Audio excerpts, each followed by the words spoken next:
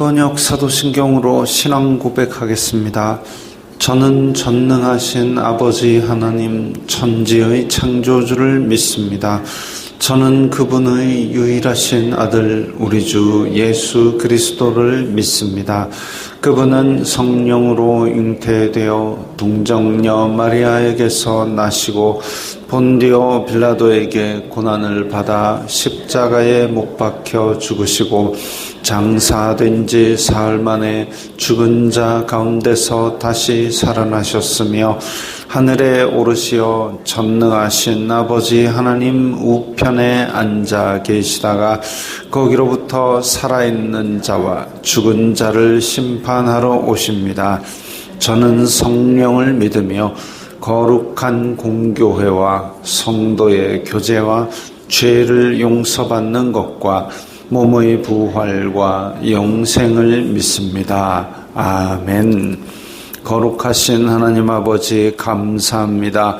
간밤에도 편히 쉬게 해주시고 새벽에 기도하는 자리에 불러주시니 감사합니다. 이 시간 저희들 마음 중심으로 주님을 경외하게 하여 주시옵소서. 예수님 이름으로 기도드리옵나이다. 아멘. 찬송가 219장입니다.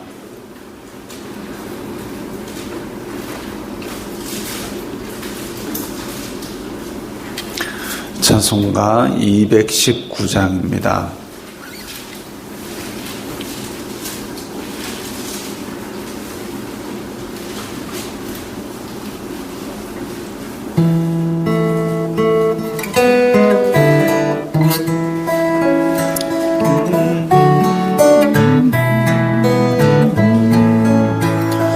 주 하나님의 사랑은 한없이 넓으사 온 세상 모든 백성을 그 자녀 삼았네. 각 나라 말과 역사가 다 다르더라도 온 세상 사람 믿으니 한 형제 자매라. 큰 은혜로서 고르게 내주시고 다 같은 주의 계시를 늘 보여주셨네. 한 아버지신 하나님 다 같이 모시고 만 백성 서로 지체니 한 형제 자매라. 싸워서 받은 상처를 곧 낫게 하시고 그 교만함과 간사함 다 소멸하셨네. 각 나라 서로 도우며 참 사랑으로서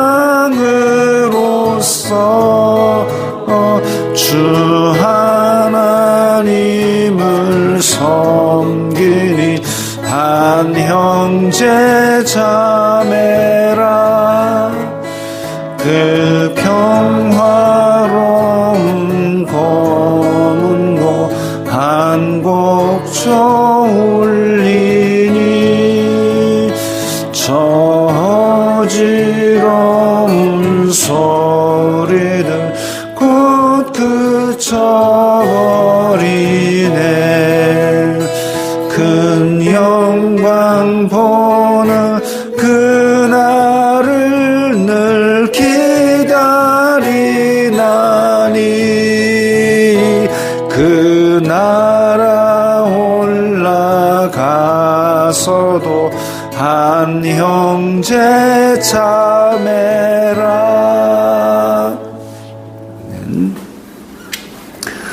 오늘 말씀은 로마서 8장 12절부터 17절까지의 말씀입니다.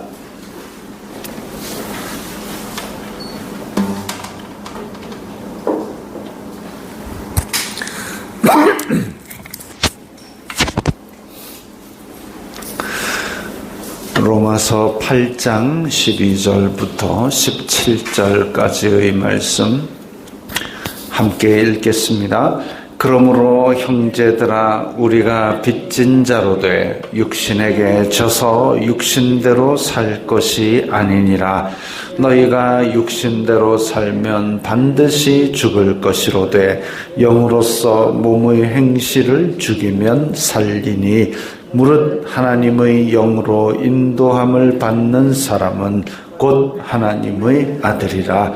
너희는 다시 무서워하는 종의 영을 받지 아니하고 양자의 영을 받았으므로 우리가 아빠 아버지라고 부르짖느니라. 성령이 친히 우리의 영과 더불어 우리가 하나님의 자녀인 것을 증언하시나니 자녀이면 또한 상속자 곧 하나님의 상속자요 그리스도와 함께한 상속자니 우리가 그와 함께 영광을 받기 위하여 고난도 함께 받아야 할 것이니라.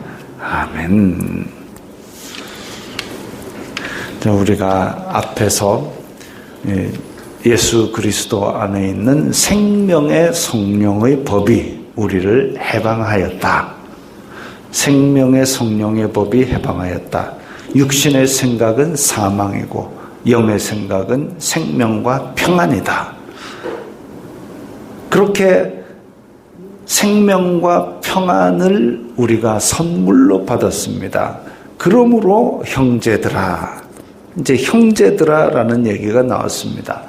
바울하고 로마 교회 사람들하고는 어쩌면 한 번도 못 본 사람들인데 왜 형제냐? 하나님을 아버지로 모시게 되었기 때문에 그렇습니다.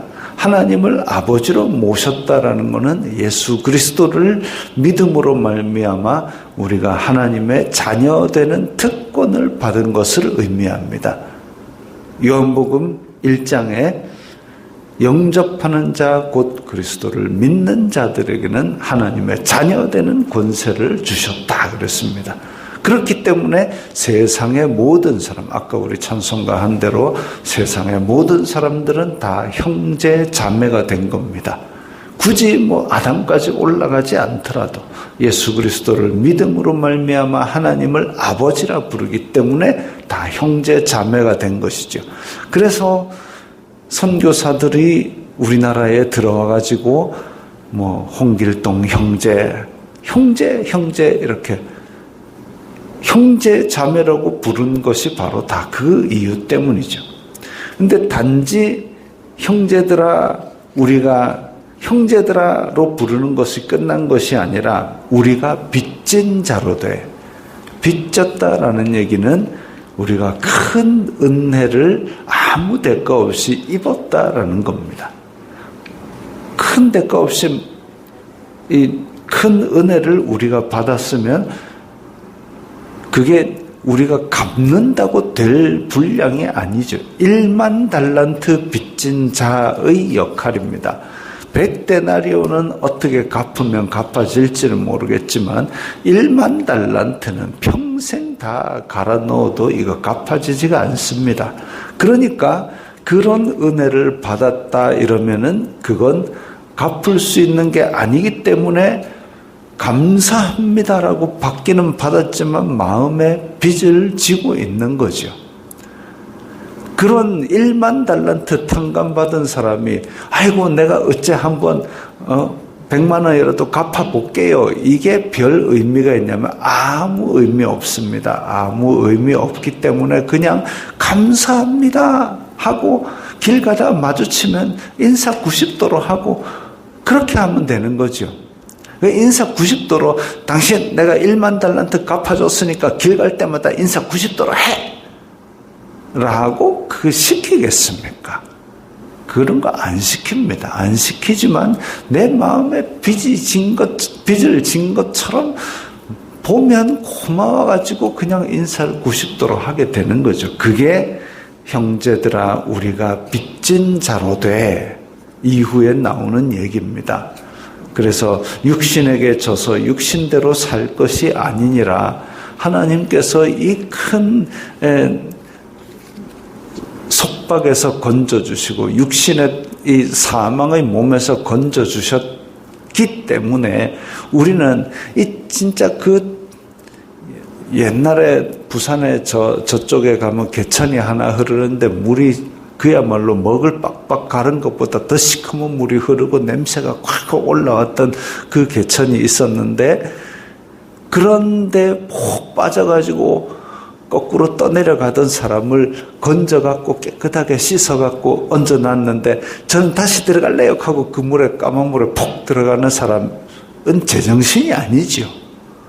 깨끗하게 살아났으면 최소한 그 물에 다시 뛰어들지는 않는다 이겁니다. 그게 바로 육신에게 져서 육신대로 살 것이 아니니라.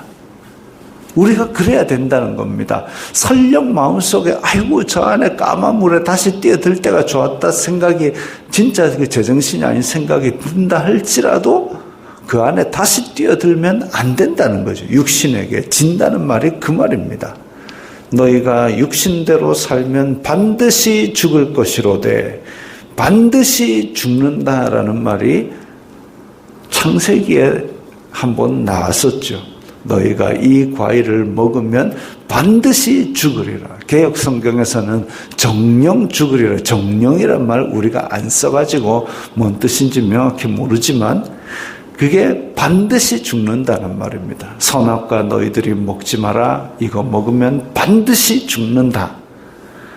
그것과 동일한 문형입니다. 너희가 육신대로 살면 반드시 죽을 것이로되, 그 반드시 죽는다는 것은 이 세상의 육신의 생명이 끝난다는 의미가 아니라, 이 육신의 생명이 끝난다는 것이 아니라 하나님의 영원한 심판 아래 거하는 둘째 사망, 영원한 불못에 던져지는 죽음, 하나님과 단절되는 죽음. 예수님께서 십자가에 달리실 때에 아버지여 어찌하여 나를 버리셨나이까, 그 버림을 당하는 그 단절을 말합니다.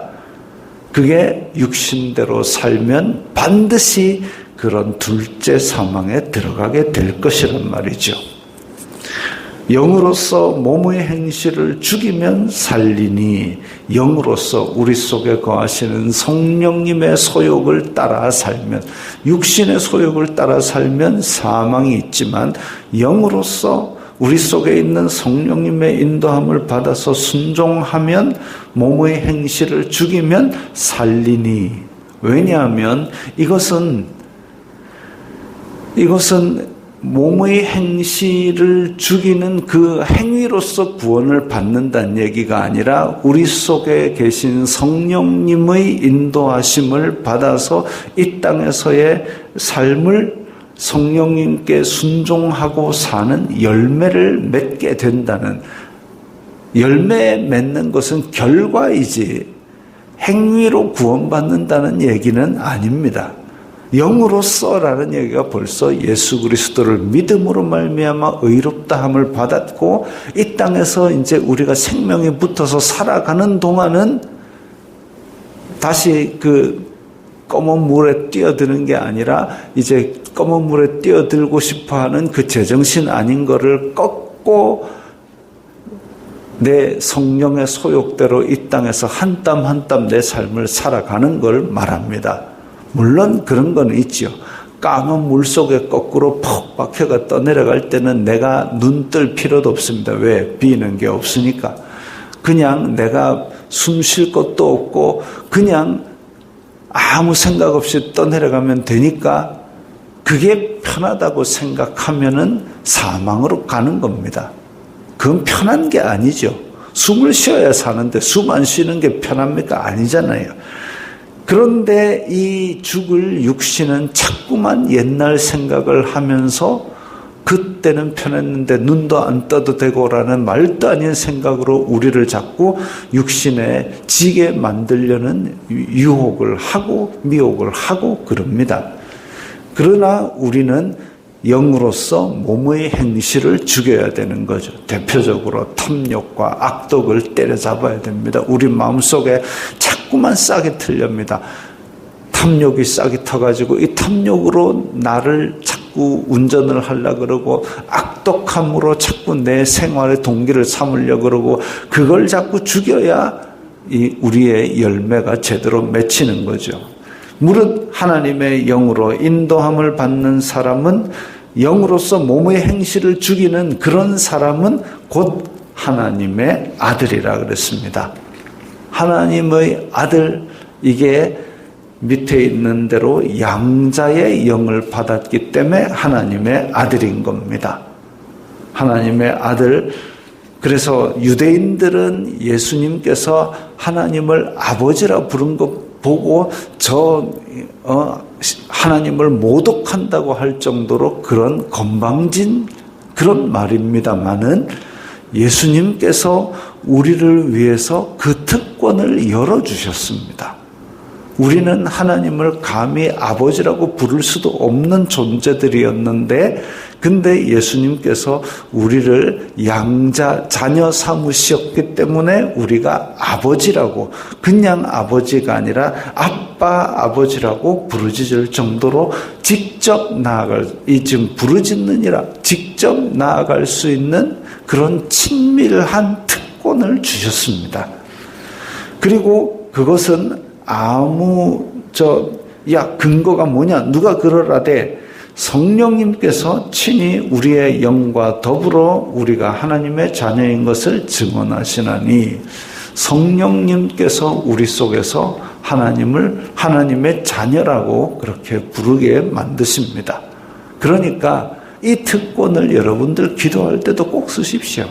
기도할 때 하나님 아버지, 예수님께서도 하늘에 계신 우리 아버지라고 부르시는 것을 그렇게 이 땅에서도 계속 강조하신 것처럼 우리도 아버지, 주여도 좋지만 아버지는 우리가 받은 특권입니다. 그래서 아버지, 성령님께서 친히 하나님의 자녀인 것을 증언하시는데 우리가 아버지라고 부를 때 이 어떤 사람들은 복음을 받아들였다라고는 하는데 그럼 하나님 아버지 해보세요 하면 못한답니다. 아니에요. 그거 성경에서 우리는 예수님을 믿음으로 말미암아 하나님의 자녀되는 권세를 주셨습니다. 아버지라고 부르세요. 도저히 안 된대요.